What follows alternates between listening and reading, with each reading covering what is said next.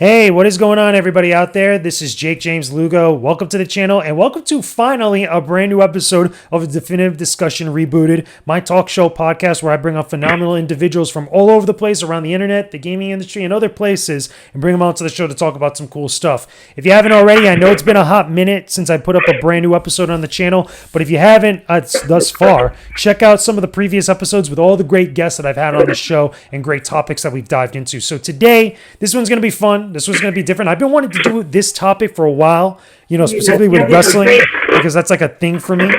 And I know my guest with me this time is almost perfect for this, okay? Virtual Suplex from YouTube. He's also on Instagram, Twitter, and a whole bunch of other places. Knows wrestling, knows collecting, does a lot of retro game and retro stuff collecting overall. So, Virtual, can you hear me? What's good?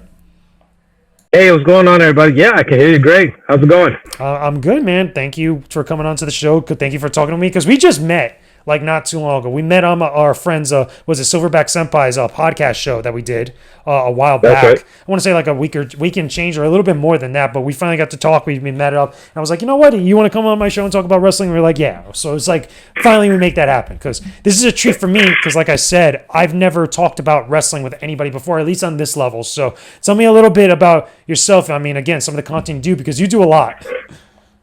More or less. So if anybody doesn't follow me on Instagram or Twitter, feel free to follow. Take this time out every day to follow me. But the first thing you'll notice is that I say I'm a modern day Renaissance man. So in the world of creating content, I like to do a little bit of everything. So I'm a collector, first and foremost. I love wrestling, so I'm a huge wrestling fan. But I'm currently working on a book. I'm a gamer. I'm into illustrations now, and I believe it or not, I had a podcast a couple years ago. So I've done a little bit of everything. I tried to paint myself as a jack of all trades, Yeah, which is cool, because again, you get a lot of good, diverse amount of content to mess with and stuff, which is always cool, which is always great, especially when you want to provide different types of content for people to get into, which is cool. So that's right. Yeah. Today, we're talking about wrestling. Finally, I know this is not going to be the episode for some people, but understand I haven't done this. It's like one day I'm going to do a Star Trek episode, and people are just going to have to deal with it because I actually like Star Trek, right? So for me, again, like I told you before we even started recording and stuff, my era of wrestling was the early to mid 90s. I mean, right before the Attitude Era. A lot of people consider this, for anybody that doesn't know, that's listening to this now, the early 90s, like just after the 80s were done, right into the middle of the 90s, right before the Attitude Era was called the New Generation Era. That was like when there was a huge transition for the WWF and also WCW to an extent. But really the WWF, I was a big WWF fan back in the day. And I'm pretty sure you were as well. I think we all were at some point, anybody that follows wrestling. So tell me a little bit about maybe some of your thoughts about New Generation Era. So we're talking like maybe 91, 92 to all the way about 96, 97. I want to say my year personally for me was 94, 95. Like that was really like, for me, like the highlight of like maybe the New Generation Era. But again, tell me some of your thoughts about that era.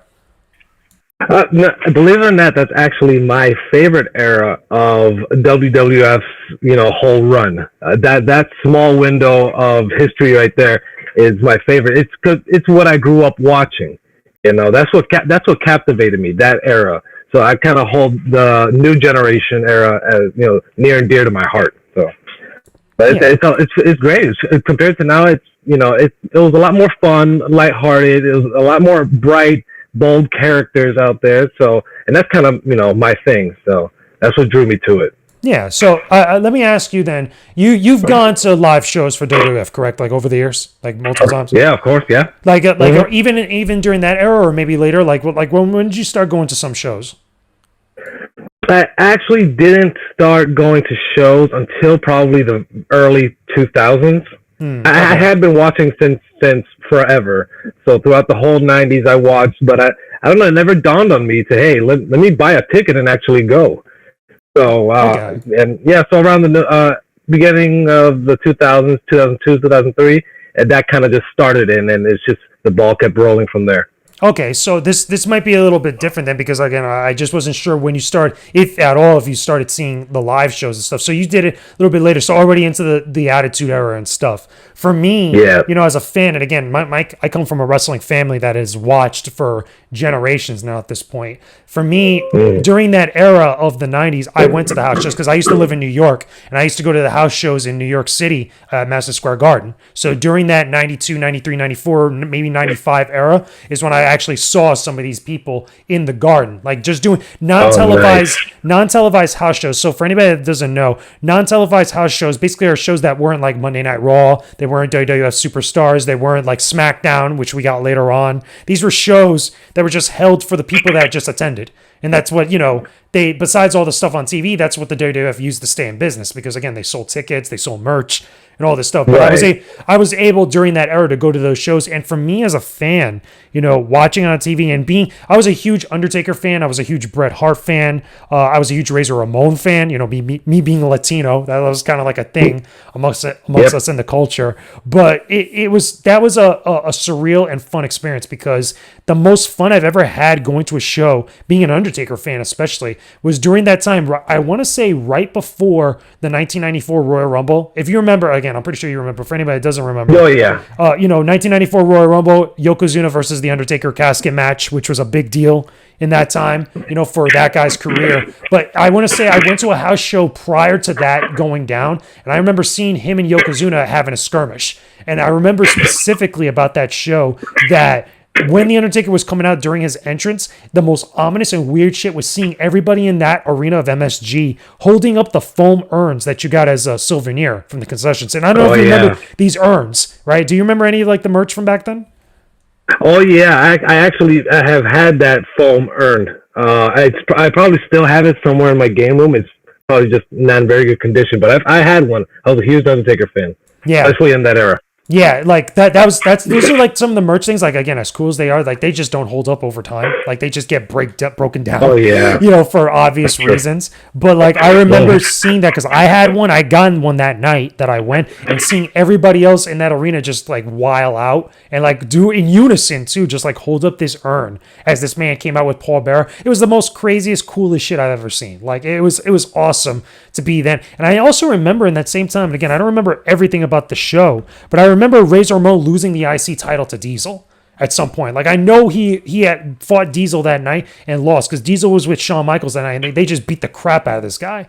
I remember. Yeah. Like it was some weird stuff, and I'm pretty sure like somewhere anybody who's like a big smart guy or anybody that's big into wrestling could go back into like the records and probably find this and find like maybe specifics. But I remember seeing that because it was just cool, because you remember the entrances from going to the shows. I don't know if that's ever been like that for you for some of the later shows. Like when you go to a live show, you remember those entrances and how hyped they are. Oh yeah. The entrances are a big part of the whole event, and you definitely remember the most memorable ones. They kind of stick with you. Definitely. So tell me, staying on that era again, like that new generation era, why is it that you feel like a lot of people don't like that era? Because I've grown up over the years, even though I liked it and I thought it was fun as a fan to watch, a lot of people, even those of the diehard wrestling fandom, don't like that era. They say it was probably one of the worst eras for the WWF. Like, why do you think that is? So I think so. I've done some extensive research on this era throughout the years to try, because it's my favorite era as well. And when I'm on Twitter and I'm telling everybody, man, I love the new generation, everybody's like, yeah, I like it too, but it was the worst of all, eras in wrestling. And I try to understand why. I mean, at the time growing up, I was a kid, so I didn't pay attention to the outside world or what was happening, what could have possibly influenced it. So it comes down really to a couple things. What kickstarted the new generation was them losing major star power in Hulk Hogan. Definitely. They lost star power in Ultimate Warrior and the British Bulldog. Three guys who, that WWF at the time ended up letting go. And that's what kickstarted, and what ended it, I believe, was actually mixed martial arts starting to become a little popular in the in the United States. The people wanted more of a as real as it gets type feel, and here comes the Attitude Era. Yeah. So I think art reflects time, and I think at that time, the early '90s, we wanted to see the cheesy gimmicks, the Kamalas, the Doink the Clowns, the mini Doinks.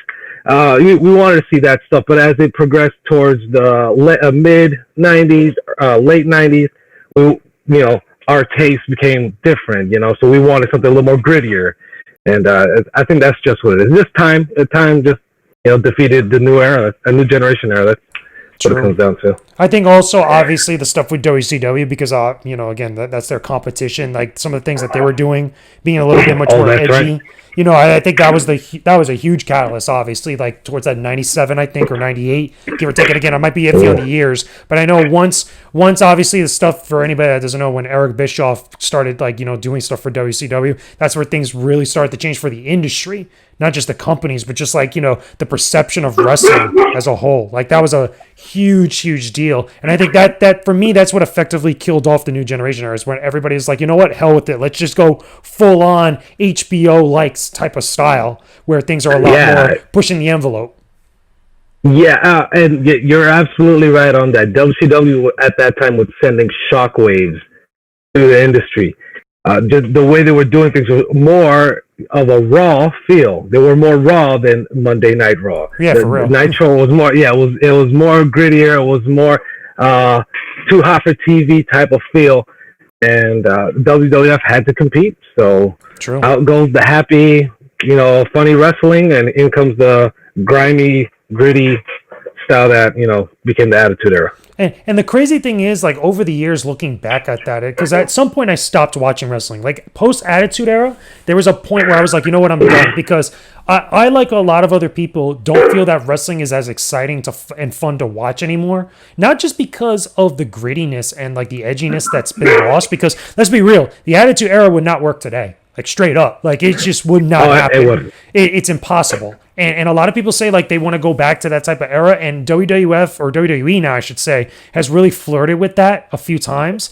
But it's like, it's almost impossible to do so. Because I think that the taste of people has not only changed, like you said, like, the times have changed. But I think also on top of that, it's just people don't have the ability to kind of, like, not just accept things, like, for them being the way they are on, like, TV. But just, like, they're so much more vocal about stuff that they dislike.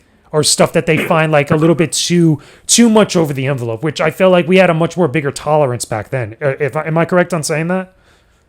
Absolutely. I think back then we had a lot more tolerance for being able to separate what's entertainment and what's real. If the guy on two wrestlers on TV and one guy says, "Hey, you're a dirtbag," and where you come from, everybody there in that city is a dirtbag. If I'm from that city, I'm not taking it personally. Like, hey, that guy just called me a dirtbag and I'm upset. I understood it was entertainment. I took it for what it was, and that was it. I think nowadays people are just, like you said, they're more vocal. People can, they can vocalize their opinions more now that we have social media and pretty much every platform out there. There's so many to even count. I think now it's just more people have a voice, so more people want their opinions heard, and I guess companies like WWE are listening, so they change. They're kind of changing their style and perception of their product. Yeah, but also on top of that, I think obviously the kind of edginess with the sexuality, I think, was also a big deal at one point. Whoops. Oh, for sure. Yeah, just like, like a lot of the stuff there with it, I felt like, the WWF at the time really did that. And I think you even got that from WCW at first, was really, they were doing that because they knew that people would watch. And it's not so much, I think, that they had issues with it or like, they wanted to just put sexuality on TV. I think that just at the time, that was something that just generated views. It's like controversy and drama on YouTube now these days, where people, even though everybody complains about it, people still watch. Yeah, controversy equals clicks. That's all it is. Yeah, and it's the same thing back then for ratings, which was crazy. Like, it was one of those things where I feel like also that a lot of stars from WWF back then, specifically WWF, were only about that, and they didn't have anything else. Like, I think a couple people that I would pick out of that is Sunny. I would say also, like, Sable. Yeah. I would say Terry. Like, a lot of the female wrestlers, because that's how they were utilized on TV. But then you could say the same thing about Goldust. I think Goldust obviously is a huge element of that. You know, granted, it was played more for like the weird aspect of it. I don't think even the WWF had a grasp on LGBTQ stuff at all. Even now, I feel like sometimes they don't even have that. But I think also they really played just on the idea of sexuality was just more like, okay, let's just put this out there and just people are going to hate it, but they're still going to watch. Yeah, I mean, you gotta understand. Like I said, art reflects time. So at that time, what was cool was the whole Too Hot for TV stuff, the Jerry Springer shows, the more, just all these crazy in-your-face TV shows that seem so real and raw, and whether you called it what it was, like, hey, that's bull. This is all scripted, made up. You still watched it. It was entertaining. So, and the same goes for wrestling. They took that same formula, added a wrestling ring, and they did what they had to do to get ratings. At that time, I guess that's the main focus. It was all about the ratings. Yeah. Now, let me ask you this. I think this is a good thing to think about.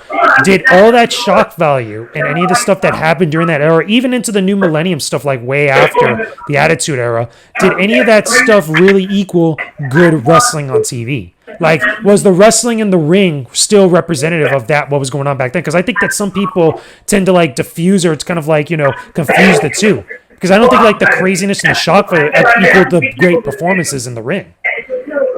Yeah. There's supposed to be a yin and yang in wrestling. That's the theatrical performance side of it, and the technical side of it. So at that time, I don't think we were seeing the best wrestling matches, but I do think we were seeing the most entertaining type of wrestling. You just never know what you were going to see, tuning into a Monday Night Raw or WCW Monday Nitro, in the Monday Night Wars in the Attitude Era. You never knew what you were going to see. So I think that's what brought people in. True. Now, for me, like, I still think, like, technically wise, like, with the stuff with the actual movement in the ring, I think that it was better in the new generation than it was in the Attitude Era. And I think that the Attitude Era, for me, even though there was a lot of great performances in the rings, there's some awesome matches you could point to in the Attitude Era, like from some of the greats, like the Bret Hart versus Austin at WrestleMania. Yeah, no, I'm pretty sure, was it WrestleMania? Yeah, I think it was WrestleMania 13.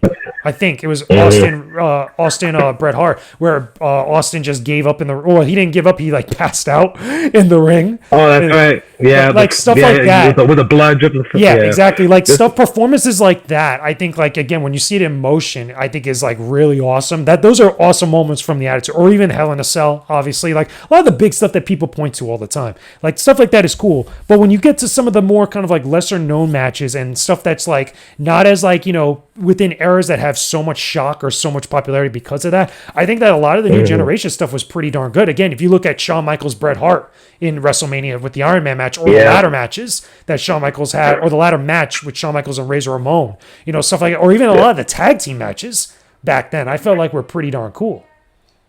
Yeah, at that time, they was, like I said, with the big stars, Hulk Hogan gone, the Ultimate Warrior gone, Macho Man following shortly after that. They needed to, showcase new stars, and they did a great job in picking some of the best stars, at the time, and with the best technical abilities. And you got Bret Hart, you got Shawn Michaels, you got Steve Austin, guys like that. They really showcased them, and then so that's what made that style of wrestling in that era so like dynamic. It was emotion filled and driven. True. Now, let me ask you this, because I think this is very important. Like, which era do you think had the best commentary? Because I think New Generation had the best commentary. Vince McMahon on the mic, like, he was hype as hell. Him and Jerry Lawler, oh my God. Or him and Mr. Perfect. Like, to me, I think that is the most hype. Like, the most hype commentary of any wrestler. Like, and I give it also a nod to Gorilla Monsoon, because Gorilla Monsoon and maybe Bobby Heenan is pretty good. Like, but to me, it's always that same era when Vince McMahon is on the mic doing commentary. He just makes it. He sells it. Yeah. Vince on the mic is very, very underrated and should be celebrated a little more. But people gotta YouTube it, man. They gotta YouTube some of these new generation matches and kind of just listen to the commentary. Listen to how much just emphasis and emotion he put into every move he called. It's good stuff, man. It's entertaining. Just the commentary alone. Yeah, and like I feel like there's a reason why Midway put him in as the commentary with Jerry Lawler. As what is it for WrestleMania the arcade game? I was like that's the most hype commentary you could have. Like, and granted, it's done by the same people who did Mortal Kombat, so it's like it's almost too perfect to like put it together like that. But what do you think about some of the commentary and the stuff that happened afterwards, like Attitude Era and post Attitude Era? So you got like Jim Ross, Jerry Lawler on the mic. Like, what do you think about that? Yeah, so I think I think Jim Ross and Jerry Lawler for sure is a great commentary duo. But as you progress further down the timeline, I think the commentary teams become kind of less memorable. I think it reached its peak with personally. I think it reached its peak with Jr. and Jerry King on commentary. After that, it kind of just dwindled down, and now I don't even care for the commentary. True. Same here. Yeah. Again, it's something that it's kind of glossed over because, like, some of the other people they even got on like a SmackDown, like even when Taz was on commentary, like that was random to me, and it was good. Yeah. But it's like, it's not Jim Ross, Jerry Lawler good. It's not Vince McMahon good. I'll tell you that right now. Like for me anyway, like it just wasn't as exciting and stuff. For you, let me ask you, like, what do you feel like was the best, like, the best types of matches, the best types of things that you saw from WWF TV back between any era like that? Because again, I liked a lot of the fun, like gimmicky matches, but I still love the technical stuff that I saw from like guys like Bret Hart, like I mentioned, and a few others. But like, what were some like standouts to you? I think at that point in time in wrestling, I was more attracted to matches that would leave you in suspense. Matches like the ladder match with Shawn Michaels and Razor Ramon, which is my personal number one favorite match ever. I've seen it a million times. And matches with like HBK and Bret Hart in the Iron Man match. They had the 60-minute Iron Man match. Stuff that kind of leaves you, in suspense. Like time's winding down. Who's going to get the next pinfall? The score's tied 1-1 right now. Matches like that. That were kind of long, drawn out, and told the story perfectly. So let me ask you this too, because like I said before, and I think we covered it already, we were big WWF fans back then. So did you watch a lot of WCW around that time? Because I caught the recaps that they used to do, I think it was like on Sunday afternoons or like Sunday late morning to early afternoon, where it was like, I forgot the name of the show, but it was like a WCW show where it recapped Nitro or recapped like pay-per-views and stuff like that. And that's how I watched WCW for the most part.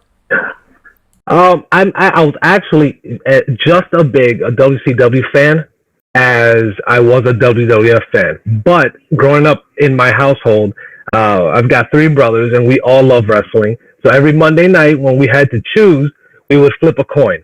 And we would start there. And as the minute that, let's say we start with Nitro, the minute it turns into a commercial break, we flip over. And then if we ever, if the match is going over too long, we're like, damn, what's happening back in WCW? We would just check to see what match was happening, and then we would have a vote. Which match do we think is going to be more interesting? And then we'd make the vote, and we'd stick on a channel. And it was challenging. We didn't have TiVo, or I didn't have YouTube to catch the highlights the next morning. So we made do, and it was fun. It made for a good experience in my childhood.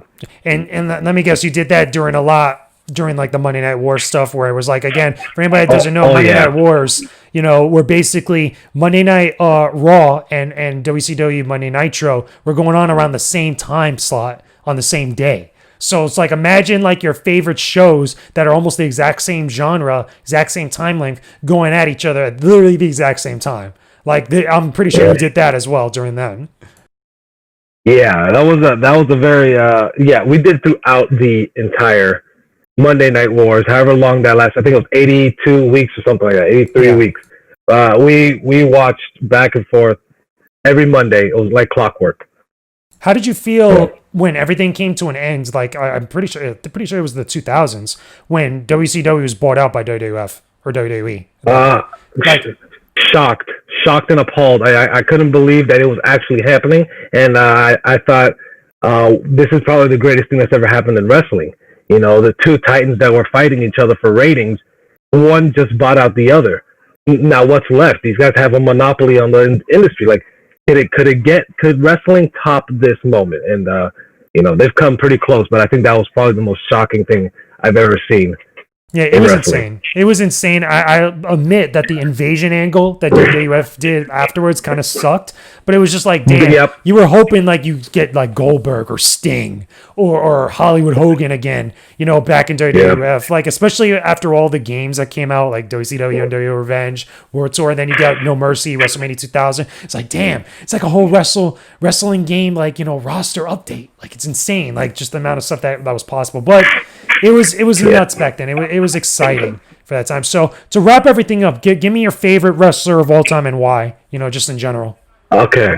Now, again, if you don't follow me on Instagram or Twitter, I would go ahead and do so now. And if you love the British Bulldog, Davey Boy Smith, I would advise you 2 times to do that. Anybody who knows me on Twitter and Instagram knows that I am a huge, probably the biggest, Davey Boy Smith. You got a lot of pictures there with British Bulldog. I know, like of stuff related to him. Yeah. I have a whole shrine, and then I've got more vintage pieces. I've got just so many pieces of British Bulldog memorabilia that. Did you ever get to meet him when he was alive? I did not, unfortunately, and I had the opportunity to in the early 2000s, a couple years before he passed. And I kick myself every day not taking that opportunity because you never know. Yeah, life's crazy. You never know what's going to happen. Seize the opportunity when it presents itself. Facts. But Davey Boy Smith, the British Bulldog, I like him because he's everything I liked in a wrestler. He was a powerhouse. He was agile. He was a proud countryman.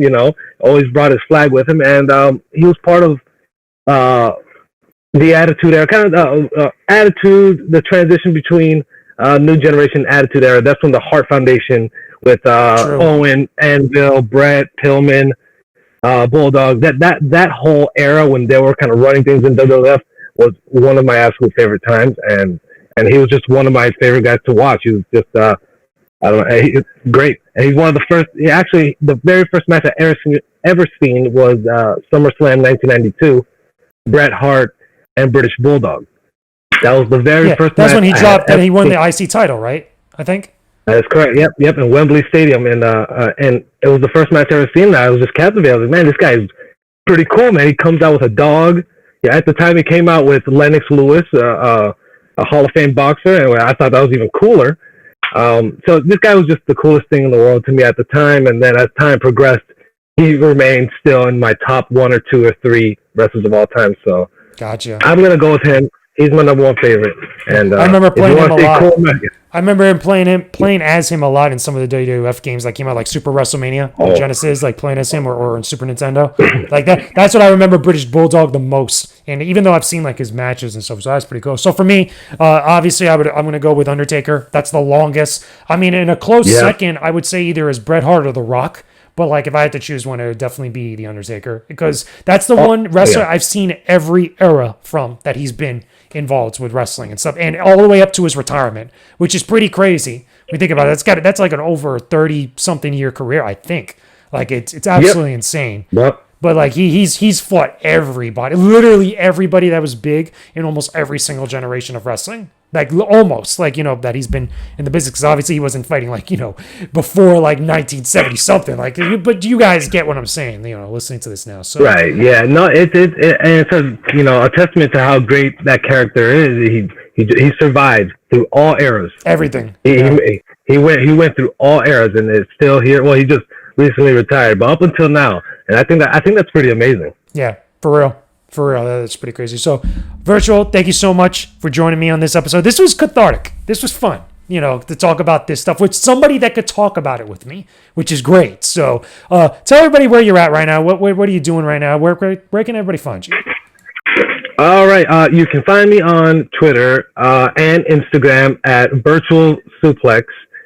One word. YouTube is kind of going through kind of a reconstruction right now. That'll be up and running shortly. And yeah, just follow me on Instagram and Twitter. I'm on there all the time. I'm a collector as well. I always post pictures of my collection and stuff. And yeah, add me, follow me. Let's talk about stuff.